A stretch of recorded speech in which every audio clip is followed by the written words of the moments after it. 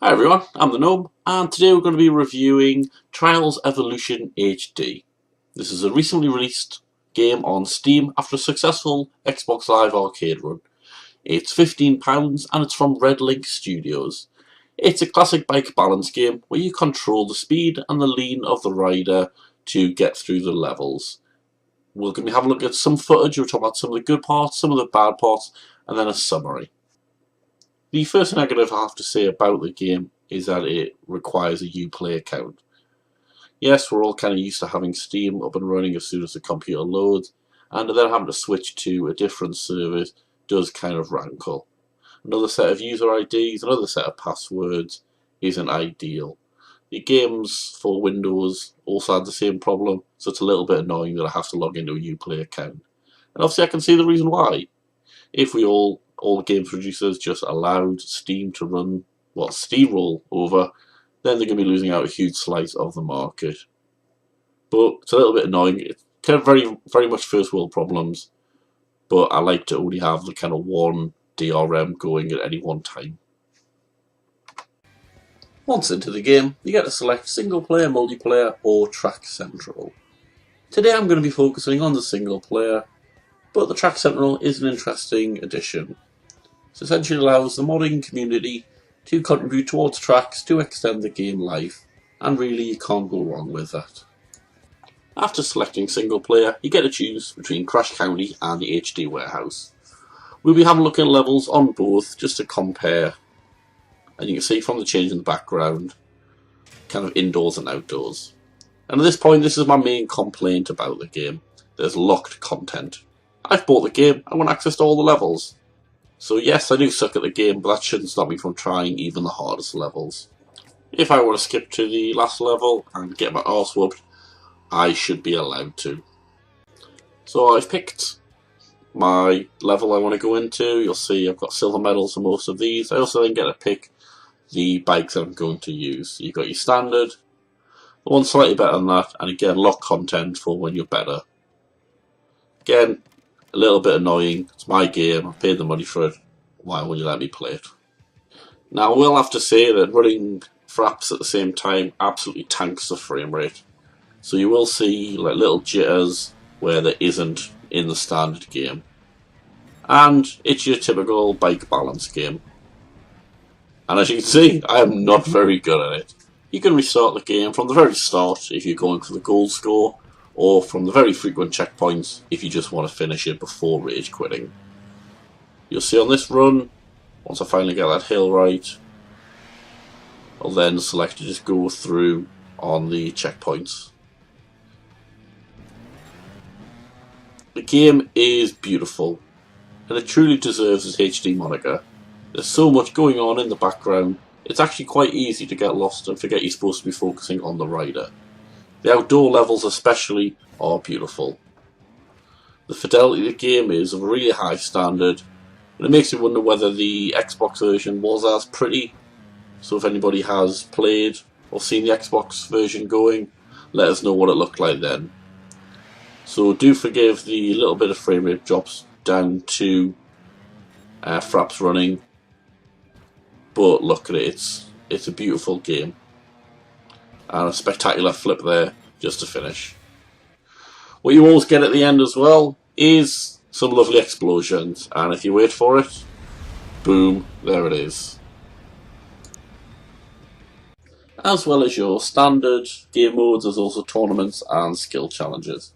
In the tournaments, it asks you to do some additional tricks to gain the medals, as of which I've not really had a blast of those, but it just extends the game life a little bit more.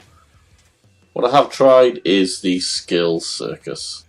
We've got Gas Problem, Freestyler, Icarus Factor and Sphere. They're the ones I've unlocked so far, but there's also some additional right down the bottom. There's a number of different game modes available. You'll see the game mode I've selected here is Sphere, which is your standard kind of balancing the ball around a track, although set really high up for some unbeknownst reason. And much like the regular game, I am not very good at this part either. What I do like is you watch the ball travel all the way down, and it makes a lovely funking bouncing noise. What we'll have a look at now is another game mode, which I'm equally inept at, which is the freestyler, in which rather than being a ball or a bike, you get to be on skis that speed up the same way that the bike would, and looking for bonus points for distance travelled and any flips. And whilst I can do flips, it's the landing that I can't do. I can't even start that one. So for people who like to see good gaming, I apologise. What we'll show you now is one of the indoor ones from the HD warehouse. And it's one of the runs I actually don't do so badly. Although I say that I explode in the first run, pretty sure after this I hit a gold medal. And you can see that it's beautiful indoors as it is outdoors. There isn't quite as much going on, but there's a lovely depth to the game. Whether this game would work on a 3D version, I'd be interested to see that, if you had some things kind of coming to and from the background. So it's your standard bike balance. I mean, there isn't really much more I can say. You either like these games or you don't. If you're the kind of person that really likes having the gold scores and everything, that you're not going to give it a really OCD about that, then you're either going to love it or hate it. Sometimes getting the gold medal isn't the easiest thing, even on these lower difficulties. Me, I don't really care as long as I finish, get on the next level, doesn't particularly bother me. But I know some people are out there must have the exact perfect score and will not go further without it. And if that's the case, you'll be repeating these levels over and over and over again. So if that's your thing, very best of luck for you. And just to prove there, going for gold. Because I'm meant. So in summary, this is a complete bike balance game. It's got a load of levels, it looks beautiful, and also includes a number of other game modes showing off the physics engine. And for £15 on Steam, other DRM exist, you really can't go wrong. The skill level of the game is quite high, especially for the gold medals. It's open enough for people just to complete the end with the quick restart button, but if you're wanting the top scores, then you will find it a challenge. As I said earlier, the big downside for me is the locked content.